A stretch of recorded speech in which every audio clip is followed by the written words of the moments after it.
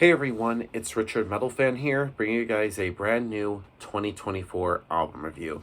And as you can see below the title, today we're going to be talking about the new album from the band Tear entitled Ballads, which is out now through Metal Blade Records. And for the occasion, I'm wearing my Tear shirt that my friend Lindsay over in Pennsylvania got for me when she saw them up in New York. I just asked her if I could get one because they're going to be in Atlanta on the 25th, and they probably, it's just close to the end of the tour, and I was worried they would sell out of my sizes or be out of the shirt, so hit her up, and that's awesome. So shout out to you if you're watching this. But anyway, back to the review. Now, for those of you who aren't familiar with Tear, they're a kind of a power metal, folk metal band from the Faroe Islands, been around since 1998, and I've been a fan of Tear for about a decade or so. I first heard of them from their 2013 album Valkyria, which I thought was a really good album, and I discovered their other albums before that. And overall, this is the band's, I believe, ninth full-length album, and this follows up their previous album from 2019 entitled Hell, which I thought was a really good album. But with this album, does this live or exceed what Hell has?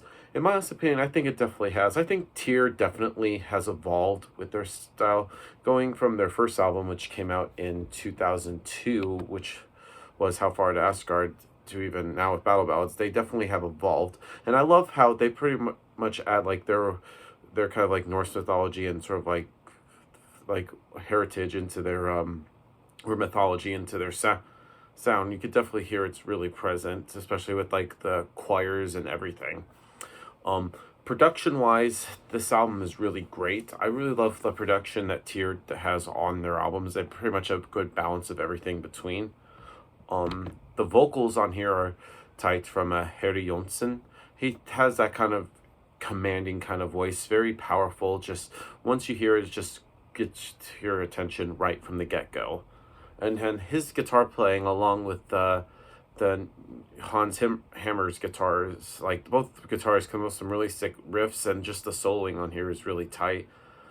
The bass on here is audible from Gunnar Thompson. His bass is just really audible. You could hear it well in the mix. And drumming wise from Thaddeus Riekman.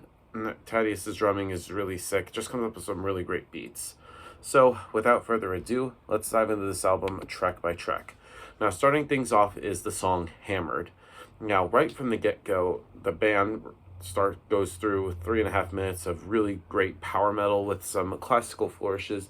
And from the outset, the listener is assured that this is a combination of the genres that Tear is known for, with power metal, folk metal, even progressive metal at times. It really can work really well. And just a really sick song, great way to start this album with some sick guitar work and some sick double kick drumming from Thaddeus, which adds really well. Great way to start off this album. Then we move on into Unwandered Rays. Now, the folky kind of elements to Tear really are shown more, and it's really evident with this song, with some really great harmonies which join with some really sick riffs, and a really great guitar solo from Hans, and a really catchy chorus. Like, this will really go well with the live setting. Then we get to the next song on the album, which is called Dragons Never Die. Now, this song is a really good song. Presents like a great mixture of power metal with sort of the classical instrumentation. It really is full on display. Next up is Row. Now, musically, this is a clearest example of the Viking metal on the album, and I honestly really don't consider Tear Viking metal. I mean, they're not Amon Amarth. Now, has some really great vocalizations and really rhythmic kind of percussion, and just the lyrics on here are really sick, like through rain and then waves, myself and the knaves, foresee a cursed night, shoreless is our woe, the waves beat our prow.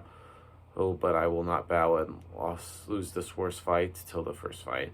And Harry's vocals really just tell the tale in a really powerful way. And then the bass on here is, well, just pretty much where Gunnar really shines really well, just crashing on here.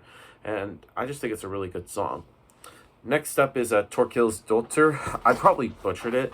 Now, this is pretty much where the album kind of like slows down a little bit. It's considered to be sort of like the ballad of the album, and I thought it was interesting how the placement of it, considering it sort of like ends like the first half of the album. It's just placed right in the middle, which given like the first four songs are just like really catchy, just in your face, and this is pretty much where it knows when to like slow down and really just give the listener a chance to breathe. And lyrically, this pretty much is a heartbreaking kind of track with lost based on like a traditional Faroese folk song.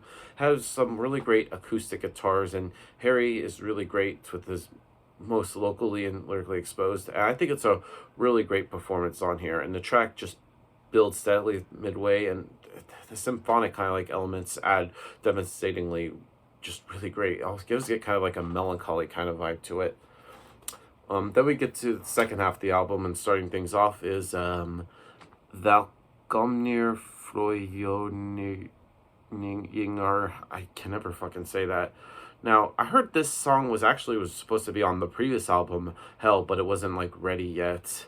But I think it's really great, and I think it fits well with this album, to be honest. It continues like the traditional lyrics, this time by Jonas Patterson, which is a Faroese nationalist leader and a poet, which is basically what this song was based off of. I think it's a really good song. Next up is Hangman. Now, Hangman has some really great song vocally, and it has some really great vocals, and the choral chants and are really great. It has really sing-along vocals, really heavy riffing, which almost kind of has a bit of a neoclassical feel. Another sick song. Then we get to Axes, now, which I believe was the first single released from Ballads, correct me if I'm wrong. Now, this pretty much returns the listener to like the battlefield, beginning with a kind of like a horn which calls people around the fight. But this song is just really sick, and then Axes just bursts really proud and has I don't know, it's a really good song. Then we get to the title track, Battle Ballads. Now, this song is kind of similar to Axes, just really just a catchy song right from the get-go. Really just pulls you in right there. And then we close things out with Causa Latrinorum Norman Nordum. Now, this, in my opinion, is probably the most epic sounding song on the album. And this song pretty much brings together everything that we have heard so far with the previous 9 tracks. I think it's a really good way to end this album. Now, overall, Ballads by Tyr is a really pretty good album, good follow-up to Hell. So to give this album a score, I'm going to give Ballads by Tyr a solid 9 out of 10. So yeah, that's my review of the new Tyr album, guys. Let me know in the comments what you guys think about it, and if anybody's going to see them at the Masquerade in Atlanta, Georgia on April 25th, I will be there. So yeah, that's my review of the album, guys. Thank you guys for watching, and as always, keep it metal.